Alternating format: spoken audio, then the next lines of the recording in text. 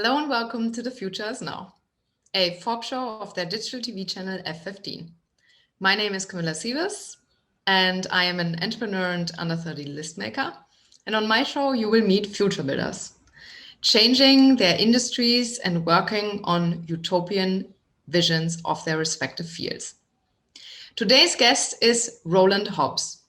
He is co-founder and CEO of Stake, a startup that makes renting financially rewarding. Stake has over $100 million in leases, currently offering cashback to renters across the United States. A renowned expert in rewards and incentives programs, he helped design them for some of the world's most prominent brands, including American Express, Taco Bell, Weight Watchers, Amazon Prime, Costco, United Airlines, to name a few. This is Rowland's third startup. He started with a communications and innovations firm, then went on to found a computer vision-driven photo sharing app.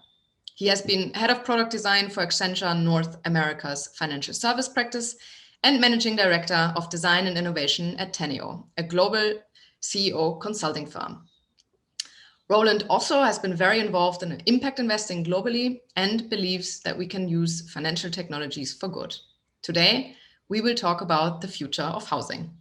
Hi, Rowland. So nice of you to join us. Welcome to the show. Thank you so much. Thanks for having me. I'm really excited to be here. I think this will be a very insightful and great interview ahead of us. We'll be talking about your journey. This is your third startup. You had several impactful positions throughout your career and are a renowned expert in rewards and incentives programs. And you're also an investor. Then obviously we'll talk about Stake's journey, why you are going after the housing market, what you think are the biggest threats and chances in that industry, and where you see the future of housing. Before we start, I would like to ask you 3 questions so that the viewers will get to know you a little bit better. And the first would be, Rowland, what's your biggest strength and your biggest weakness? Always the hardest question, right? To be able to be self-aware enough to be able to answer that question. I think for me, so I'll give a little background about myself. So I grew up with a visual disability, so I see differently than other people. So I adapt to it really well. So my strength is I'm very adaptable. I can come up with, ways around problems very quickly, because it's something that I've had to do just from having a visual disability most of my life. But the flip side of that is that sometimes I'm not always very understanding. People don't adapt quickly, and I don't always give people the time to be able to adapt as well. So something that I've had to learn is how to be able to slow down and be able to give people the space, because everybody has a different way of being able to learn and a different way of being able to take in information. For me, I like things really fast and being able to work really quickly through things, but that's not for everybody. So I always think these things are kind of, double-edged swords. I'm really good at being adaptable, and I like, thinking through problems very quickly and trying to come up with a hypothesis quickly. But it means sometimes that I could slow down a little bit, So that's kind of my strength and weakness, I think, put together. All right. What is your life philosophy? So it's funny, philosophy. Well, one, I originally thought I was going to go into academics. So my master's degree is in philosophy. So we could go on for some time on that. There's one word that kind of summarizes it for me. And it's a word out of, get a little philosophical, but out of Greek called entelechy, and it means becoming your own potential. And I think for me, it's always this thing of there's no preset, where you're going to end up, but there's always the challenge that's in front of you to be able to take on and become the potential that the best you that you can become in front of you. And that it's the energy of that becoming that potential to me that's exciting. It's not really where you end up. It's what you learn as you keep on overcoming one next thing over the next thing. So I don't have any preset for me of where I think life needs to be, but I think that if you don't take on the challenges and enjoy becoming that potential that you are, that's kind of sad. You want to be in that place where you really enjoy the challenges that are in front of you and take them on, and really be able to find a way to enjoy that journey itself and enjoy that becoming. Wonderful. And what's your work philosophy? So I think my work philosophy is more about working with purpose and working on something that's truly mission driven. And then comes the kind of hard work behind that, but then it doesn't feel as hard when you're doing something that matters to you. Amazing. All right. So tell us how these two philosophies have really shaped your life. You have, I think, an amazing journey to look back on. So let's dive in. Tell us a little bit about your life. So I grew up in Seattle. My parents were from England. And so I kind of had the going back and forth between the US and Europe, which was fantastic because I got the ability to see and always stopping in New York on the way, which is why I'm obsessed with New York. But we traveled a lot as a kid. And so I got to see a lot of different ways of living and different ways that people exist in the world. And I think that having that kind of empathy was really important. I really pleased that my parents gave me that opportunity to be able to see and be able to get that kind of broader perspective. As I mentioned, I never thought I'd go into business. My whole family is kind of scientists and maybe some people on TV, which is close to, kind of TV producers, but kind of arts and science. And so I'm probably not one of the few people in my family that's gone into business. So they always say, well, Rowland's in sales because they don't understand business at all. And so it was a big difference for me to be able to, once I kind of gone to graduate school, to decide, hey, I wanted to go into, and it was kind of right time, right place. It was 1999, .com era. And I was just completely taken with the potential of what technology could be. For me, as I mentioned, growing up with a visual disability, technology always had enabled me to see, making the text bigger on a screen and this sort of thing. And I used the first Mac and this sort of thing. So for me, tech was an enabler. It was the way that I entered the world to be able to do things and to see the pace of that technology now coming into society to make things better was just incredibly exciting for me. And I got swept up in it. And so I'm one of the only people in my family who's kind of gone into the strict business world, I guess, as you would call it. And from there, I've done, a couple startups, 2 startups, this is my 3rd. And then also been in some really amazing positions in management consulting. And what would you say has led you, or is the whole journey the lead up to your 3rd startup now, Stake? Was this a coincidence? Was this an industry you've always wanted to be in? How did Stake come into the picture? I've always been obsessed with real estate. I'll confess, as a New Yorker, you get kind of obsessed with, different neighborhoods and what's happening and this sort of thing. But I don't think that was really it was there. I've always been obsessed with kind of, real estate itself. I think there was 2 things I saw at once. I'd done a lot of work in rewards and loyalty programs, working with Sephora, PetSmart, Weight Watchers, Taco Bell, all sorts of companies, and helping them keep the customers they have, right? And using rewards to keep the customers they have. And that's all about creating efficiency, right? It's very inefficient to go and acquire new customers. It's marketing. I've done a lot of marketing work. Is tough. It's hard to be able to go and get new customers. So if you're losing customers every day, you spend a lot more. And I saw these signs around New York that I think a lot of New Yorkers see that say 1 month free or 2 months free. And it hit me that that's an incredibly inefficient way to be. There's no data behind that. Why 1 month? Why 2 months? And at the same time, I don't see anybody in New York being like, I'm so excited, I got 1 month free. They kind of like, yeah, I got it. So there's this I just saw this huge inefficiency. At the same time, I was working with a lot of banks. And one of the things that came up in financial services is that there's 48 million American households who rent. Many of them are underbanked. So banks have a hard time reaching renters. So it was kind of a confluence of these 3 things together that made me start thinking of, hey, can we use rewards, cashback rewards, to help renters save, but also help landlords get more data on what works and what doesn't work? And tell us, what solution did you come up with? So cashback rewards for renters. So, the kind of funny thing is you go, well, why on earth would a landlord want to give away money? Like, you don't really think about landlords as like, giving out the cash. And, it's not our kind of Victorian idea of what a landlord is. And I say landlord because it's always kind of how we refer to them. It's a very Victorian term. But, American Express gives cashback rewards. Costco gives cashback rewards. And these are companies that also don't like parting with their money too much either, right? And why do they do it? Well, they do it because it works. It works to be able to keep customers longer. It works to be able to get the data back and the personalization of what works for their customers, and allows them to really do something that rewards their customers and build a better experience. So Stake is cashback rewards. We help make renting more financially rewarding. Renters in our app get cash back, but they can also keep it saved to earn more. So they get savings bonuses. So at the end of the year, they're really looking at something that helped them build up some true cash savings, which gives them on the path towards financial wellness and building up real savings there. And so where are you now in terms of numbers, customers, maybe funding rounds? We're just going in, I'll work backwards on that. We're just coming into our seed round, which is very exciting for us. We're just in the process of closing that with a couple term sheets. We have $100 million of leases that are listing stake. So you can find them in 25 states across the US. That means that when you look at an apartment and they say get 5% cash back with stake or 3% cash back with stake, the percentage is always a little different. It depends on the property. And that translates to about 50 plus rental communities across the US that we're in.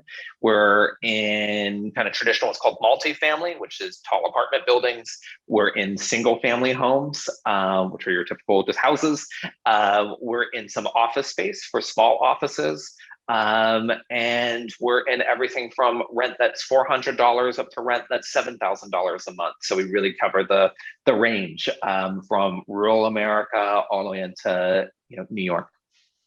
And so you mentioned how you, since the 2000s, have been driven by tech and innovation. When you went into this space, were you surprised that there was a lack of tech in the housing market?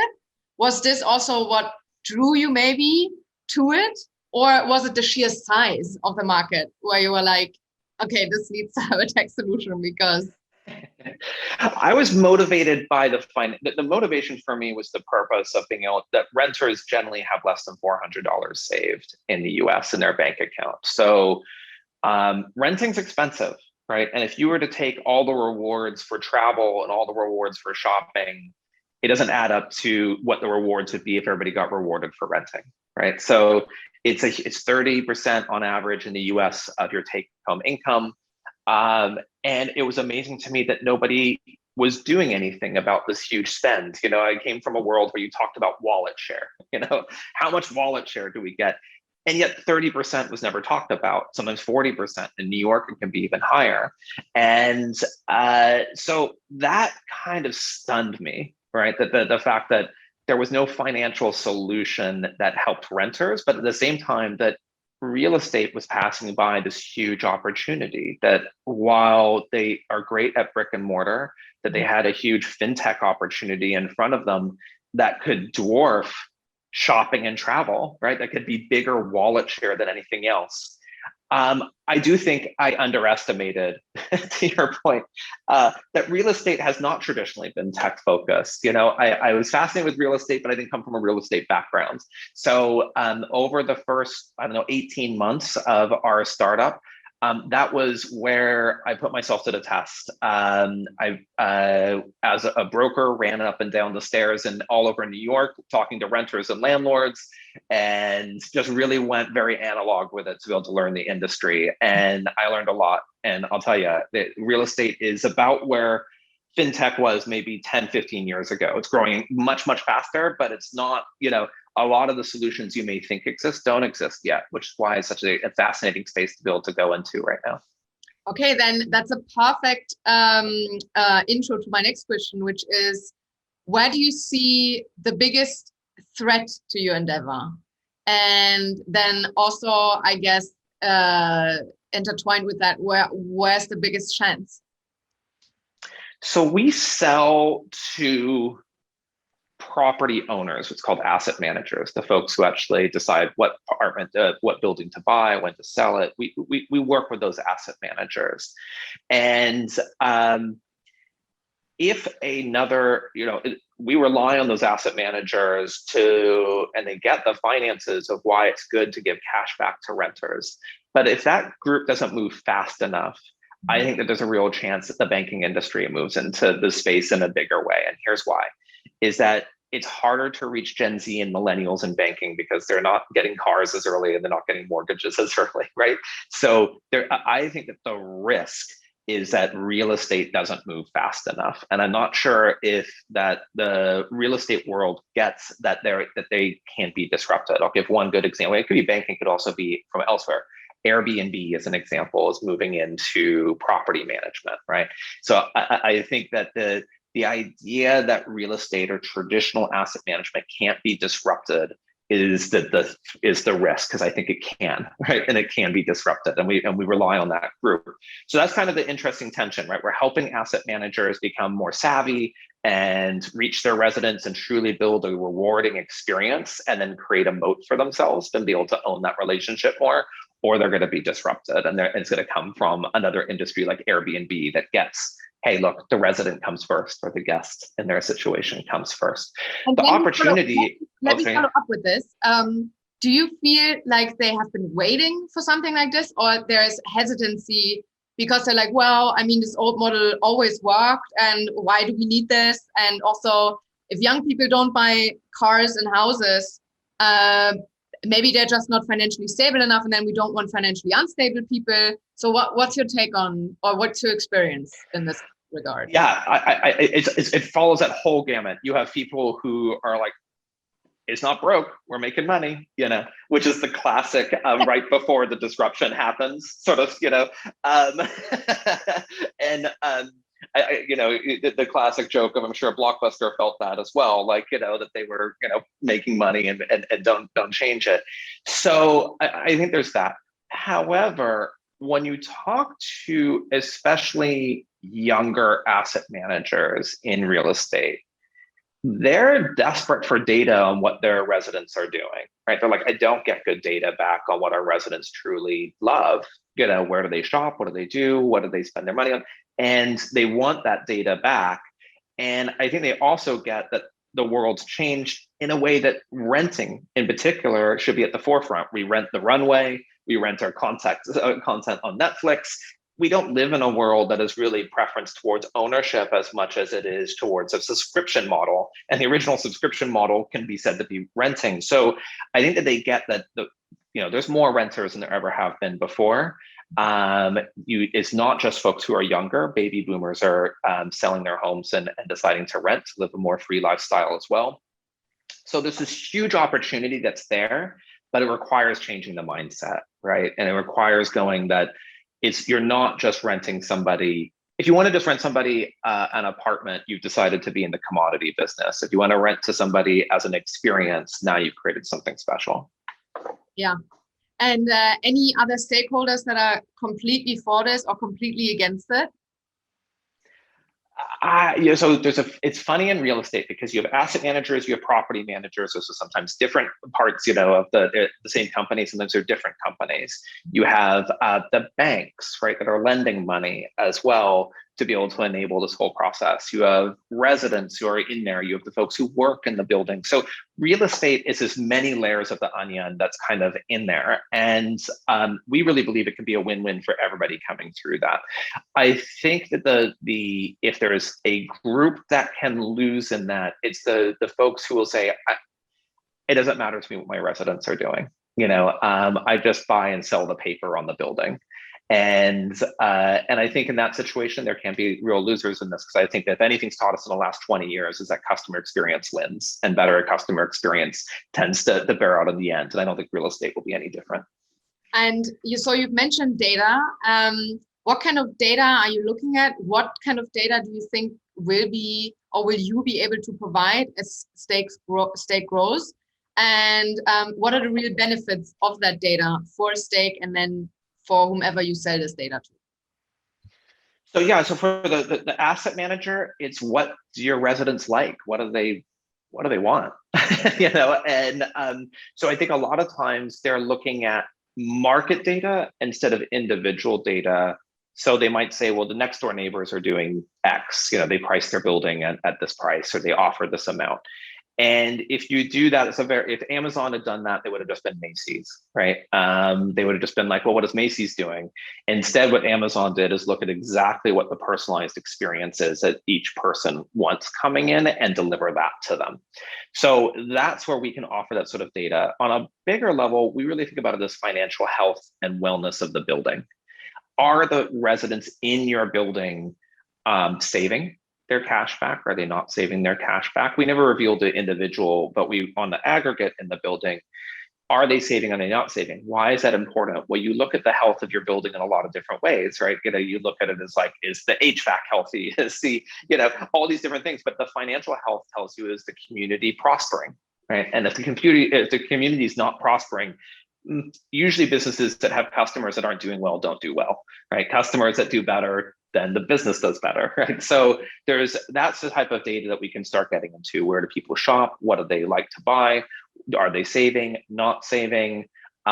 We call it a propensity to pay, you pay your rent, and a propensity to stay, renew your lease and stay. So can we get an indication of propensity to pay and stay? So a lot of really rich data that all comes from what people are doing with their cash back, and how do they spend their cash back, and what are they doing with that? And the same way that credit cards have a pretty good understanding of what we do every day. But this is with the biggest share of wallet, the 30% that nobody's tackling today. Yeah. And so now you're shortly before finishing your seed round. What will Stake do in the next step, and where do you see Stake in 5 to 10 years? Oh my gosh. It's funny when you're in this sort of growth right now, sometimes you can feel like you only see 2-4 weeks ahead, but I'll tell you the vision that we have. The vision that we have is that we can create a better relationship between landlord and tenant. We think about it as residents in the rental community. And what we mean by that is that once you're able to reward people and you create that better experience, it's just a better conversation that starts happening there. And while today we're in about $100 million of leases, the rental world is, $1 trillion plus industry, in the US. And as more people rent, we want to really become that operating system to enable that better relationship. A way to be able to reward people for signing leases, to reward people for staying longer, to reward people for paying their rent, and a way to really build a better win-win scenario for both sides. We call it return on rent. Like, if people feel like they're getting a return on their spend, they don't feel like they're throwing money out the window anymore, they have that much more of a positive experience where they stay, and they're more likely to stay there longer. Yeah. And now that you've delved into the housing market, and I'm sure you've probably seen many other problems that need to be solved, what would your utopian vision be for this industry if everything goes well? In the US today, and it's very different in every market globally, but in the US today, there is a real lack of housing. Housing's at a shortage. There's not enough housing. There's not enough rental communities at the moment. And part of that is because we haven't always built the right things for everybody. So there's an excess of luxury apartments and not enough homes for everyday Americans. And so that's created kind of a glut in the market. So my utopian vision. May I quickly ask, why is that? Is that because the data is lacking? Because I would believe if a builder builds a luxury building, which is, I don't know, $100 million worth or more, why would he do that if he knows there are no renters to rent these places? Well, it's interesting because I think that, like any sort of market, you can end up with a rush in one particular area. So it becomes sort of like oversupply to demand. I think part of it is that it's easier to build luxury. It's hard. The economics are hard to build affordable. And that's going to require better win-win solutions between residents and landlords, government and private.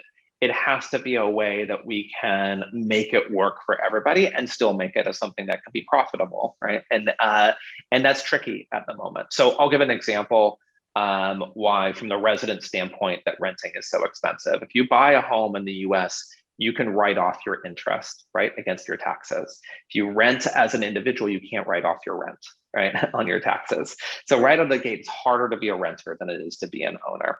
But that has knockdown effects for the landlord as well, right? When the government doesn't feel to let renters write off their rents, now they can't spend as much on rent. They're more income constrained. So there's just things that we need to align interests to be able to make it easier to rent, easier to build, and easier to provide that sort of affordable housing.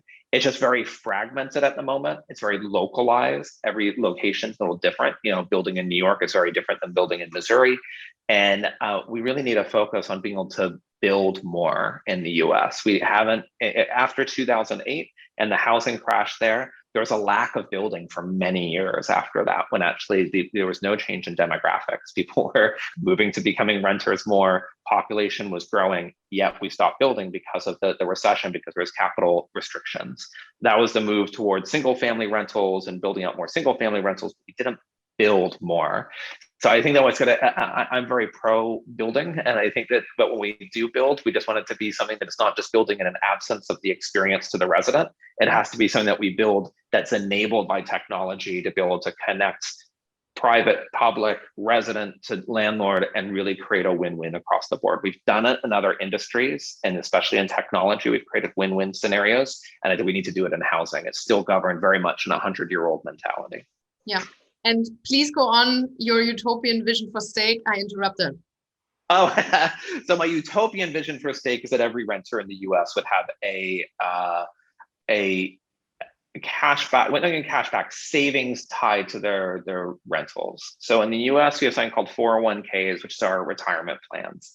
We have another 3 numbered one called 529s, which enables you to save for your kids' education. So these are really powerful kind of what's called forced savings accounts, but they have huge benefits, right? They help you save for renting. They help you afford for education. I would like to be able to see every American be able to have something as a renter that is helping you build up true equity and stake, where our name comes from, in where you live. And I think that if we do that, that can create more possibilities for anything from financial success to home ownership, et cetera. All the evidence shows that when people are able to build savings, they're more empowered, they have better long-term success. So our utopian vision is that every American would have some sort of rental savings account. Anything to add in terms of utopian vision for the housing market in general? Housing market, I just think that there should be, nobody should be in the position that they are paying, let's say, over 35% of their take-home income in rental without it being a choice. When that starts to happen, you get people who are in 40, 50% of take-home income on renting. That becomes means that they're income constrained, right? That they don't have enough money for everything else in life. So I think housing can be very profitable to everybody, but not necessarily be able to create one side to be incredibly restrained. So yeah, I think that maybe I'd put it this way. I would love it if residents named their top 20 best experiences that they had, and one of them was where they rented. And that is not the case today. They'll name Amazon or Airbnb before they name where they actually live. And I think that would be the most amazing outcome. Okay, amazing. Thank you so much for your insights. I think there were many, many valuable lessons learned in there. I would like to move on to the last bit of the interview. I'll read some sentences which you, in a general sense, kind of give us your thoughts about. The first would be, how have you experienced the long-term effects, or what do you think the long-term effects of the COVID crisis will be on the startup ecosystem? Faster cycle, more iteration. I think our team is 100% remote. I've never met my co-founder in person. I am actually at the end of this month. Literally, we've only met over Zoom. And we work incredibly well and faster. COVID's been awful for so many reasons, but looking at the silver lining for the startup ecosystem, I think it's very much going to be, the tools are there to enable people to work from all different parts, which means that more people can be included in the startup ecosystem. It's not just, relegated to certain areas in the world, to certain types of people. It means you can find talent anywhere. Mm-hmm. And I think that it's been a mindset shift for me. In my other startups, we always had an office. I have a small office for myself, but the team is all over. So I think that's probably the best thing, but the outcome of that means faster iteration, which is good. Faster and quicker ways to be able to test hypotheses to see if they work or don't work, which is what a startup is best at doing, right? Startups are really good at being able to figure out, I have this theory, I think it's going to work, and then let's fail faster or succeed quicker, but let's test it quicker. And I think that coming out of COVID, because of remote and the tools that people have to work remotely, means we can just do that even better. 100%. So I envision a utopian future as, generally speaking. Utopian future generally to me is about access to resources. If those resources are knowledge, if it's technology, if it's an evenly distributed way for people to have access to opportunity and to achieve their own potential. I think that technology is a huge enabler of that, but we have to be able to always be mindful of how to be able to deploy technology to be more inclusive and to be able to bring more folks in. But to me, I think the utopian future is about access to opportunity, resources, so that people can reach their own potential. And I envision a dystopian future as? I think a dystopian future is when that information is restricted. If that means it's restricted because one group won't give it to another group, or if resources are unevenly divided, if one government won't give it to another government, you can see that happen when information doesn't flow easily. And that to me is when you start getting into the dystopian side, where people feel that it's not fair out of the gate. And that's the problem I worry at the moment that we could be moving towards. Although I think at the same time, it's kind of this funny thing. It's like, unevenly distributed future, right? We have this ability to be able to get everybody more access to information, but many people are not included today. So I think that we kind of wobble between those two worlds. But yeah, I think the dystopian side is when things aren't evenly distributed to everybody. Yeah. And a future builder who I should interview on the show? I'm going to name a former co-founder of mine of my second startup, George D. He is doing some really cool stuff in Oakland with called Bay Modular, and he's doing modular homes to be able to solve the affordability crisis.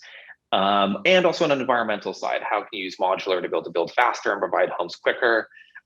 George is just one of the most sharp, really thoughtful individuals, and I think what he's done in Oakland is really cool. So definitely chat with George, and also it's fun to be able to give a shout out to a former co-founder, because it's I always miss working with him, and it'd be great to see him on the show and also be able to talk about what he's doing. He has a great viewpoint onto housing and environmentalism in the US.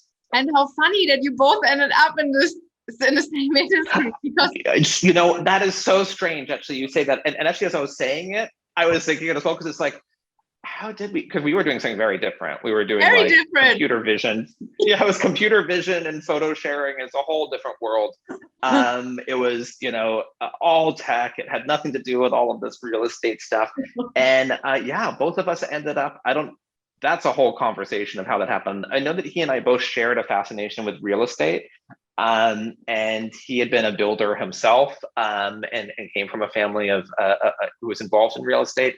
But yeah, kind of funny. Maybe there's this weird connection between computer vision and real estate we haven't quite figured out yet. I will get to the bottom of it. Yeah, exactly. To figure that out. Talk to George. Maybe you'll have some insight into that. Rowland, thank you so much. It was such a pleasure. Thank you for all that you've shared, and thank you for building this utopian dream of yours. The world will be better for it. And I thank you for watching. As always, you'll find everything that we've talked about in the show notes. So definitely check Rowland Startup out. We'll see each other next week. Another episode of The Future Is Now, and we'd love for you to subscribe our YouTube channel. And yeah, see you next week.